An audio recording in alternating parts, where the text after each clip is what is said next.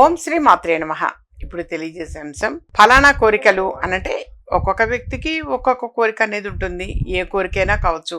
ఆ కోరిక అనేది తీర్చమని మనం భగవంతుడిని ప్రార్థించవచ్చా అని చెప్పేసి కొంతమందిలో ఏమైనా సందేహం ఉంటే వాస్తవంగా మన పక్కన వాళ్ళకి మీన్స్ మరొక వ్యక్తికి హాని అనేది కలగకుండా ఉండేలా ఉండాలి. ఏ కోరిక అనేది కోరుకున్నా మన మనసులో కోరిక కోరుకోవచ్చు, కానీ ఎవరికి ఎదుటి వ్యక్తి ఎవరికి కూడా హాని జరగకూడదు, వాళ్ళకి ఏదో హాని కలగాలి అన్న కోరిక తప్ప మన మనసులో ఎటువంటి కోరికైనా. ఇప్పుడు కొంతమంది ఎగ్జామ్స్ రాస్తారు, ఫస్ట్ క్లాస్లో మార్క్స్ రావాలి అని కోరుకుంటారు, లేదా సొంత ఇల్లు కట్టించుకోవాలి అనుకుంటారు, లేదా ఆర్థికంగా మేము బలపడాలి అనుకుంటారు, బయట ఆగిపోయిన డబ్బులు తిరిగి రావాలనుకుంటారు, వివాహం జరగాలి అని, సంతానం కలగాలి అని, ఉద్యోగం రావాలి, అనేక కోరికలని ఉంటాయి.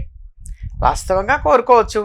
ఇప్పుడు మంచి ఉద్యోగం రావాలి అన్నా, ఆటంకాలు తొలగిపోవాలి అనన్నా, మరి అలాగే చక్కగా వివాహం జరగాలి అన్నా, సంతానం కలగాలి అన్నా, మరి సుబ్రహ్మణ్యేశ్వర స్వామి వారిని ఎక్కువగా ఆరాధిస్తూ ఉంటారు. కుజుడు ఇబ్బంది పెడుతున్నాడు అనంటే మాత్రం తప్పనిసరిగా మరి వివాహం ఆలస్యం అవుతున్నా మరి కుజుడు అధిపతి సుబ్రహ్మణ్యేశ్వర స్వామి వారిని ఎక్కువగా ఆరాధిస్తూ ఉంటారు. అలాగే ధైర్యం కావచ్చు, మానసికంగా స్ట్రాంగ్ ఉండడం కోసం కావచ్చు.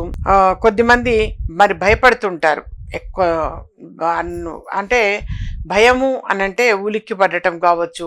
అలా భయపడుతున్నారు అనంటే ఒక ధైర్యం అనేది అవసరము. అప్పుడు ఆంజనేయ స్వామి వారిని ఎక్కువగా ఆరాధిస్తూ ఉంటారు మనోబలం కోసం. అలాగే చెడు ఏమైనా సరే ఉన్నది అనంటే, చెడు మీన్స్ వాళ్ళకి తెలుస్తుంటుంది గృహంలో నెగటివిటీ ఎక్కువగా ఉన్నది అన్న విషయం కూడా కొంతమంది గ్రహించగలుగుతారు. అంటే అనుకున్న పనులు అవ్వకపోవటము, దోషం అని అంటారు, దిష్టి తగిలింది అన్నట్టు కావచ్చు. అలా దిష్టి తగిలినప్పుడు మరి ఎక్కువగా నరసింహస్వామి వారిని ఆరాధిస్తూ ఉంటారు, దుర్గా అమ్మ వారిని ఆరాధిస్తూ ఉంటారు. ఇలా ఏంటంటే అనేక ఇప్పుడు సంకష్టహర చతుర్థి అనేది వస్తుంది. దానికి ఏదైనా మనసులో ఒక కోరిక అనేది అనుకొని చేస్తారు. 20 నెలల పాటు చేస్తాం స్వామి, ఈ లోపుగా ఫలానా ఈ కోరిక నెరవేరాలి అని చెప్పేసి అనుకొని చేస్తుంటారు. ఇది ధర్మబద్ధం. వాస్తవంగా వాళ్ళు నమ్మి ఆచరించటము అనేది కూడా చాలా మంచిది. ఇది న్యాయబద్ధం కాబట్టి ఈ విధంగా కోరుకొని మనం చేయవచ్చు. అడగంది అమ్మైనా పెట్టదు అని శాస్త్రం నానుడి. అందుకని మనం ఫలానాది అవసరము, మరి ఎగ్జామ్ బాగా రాశాను, ఫలితం బాగుండాలి అని చెప్పి కొంతమంది స్వామివారి చుట్టూ, ఆంజనేయ స్వామి వారి చుట్టూ ప్రదక్షిణాలు చేస్తారు, లేదా ప్రతిరోజు సరస్వతి అమ్మవారి దర్శనం చేసుకొని వస్తూ ఉంటారు. మంచిది, చాలా మంచిది. ఇప్పుడు ఆర్థికంగా బలపడటం కోసం లక్ష్మీ అమ్మవారిని ఆరాధిస్తూ ఉంటారు. ప్రతిరోజు పరణ లక్ష్మీ అమ్మవారి సంబంధించిన స్తుతి, అది ఏమన్నా స్తోత్రాలు అవి చదువుతుంటారు, ఒక మంత్రాన్ని జపిస్తూ ఉంటారు. వాస్తవంగా చాలా మంచిది నాన్న. ఫైనల్గా మన మనసులో ఉన్న కోరికలన్నీ కూడా భగవంతుడు చెప్పి ఈ కోరిక నెరవేరాలి అని చెప్పి విన్నవించి చేస్తూ ఉంటారు. అది యథార్థంగా మంచి పద్ధతే. ఆ విధంగా చేయవచ్చా అంటే చేయవచ్చు. ఎప్పుడూ కూడా మనం కోరుకునే కోరికలేవి ఎదుటి వ్యక్తికి హాని కలిగించినటువంటివి ఏమైనా కోరుకోవచ్చు. ఫలానా వాళ్ళు ఎక్కిరవద్దు, ఫలానా వాడు నాశనం అయిపోవాలి, ఫలానా వాళ్ళు ఇదవ్వాలి, అలాంటి కోరికలు కోరకూడదు.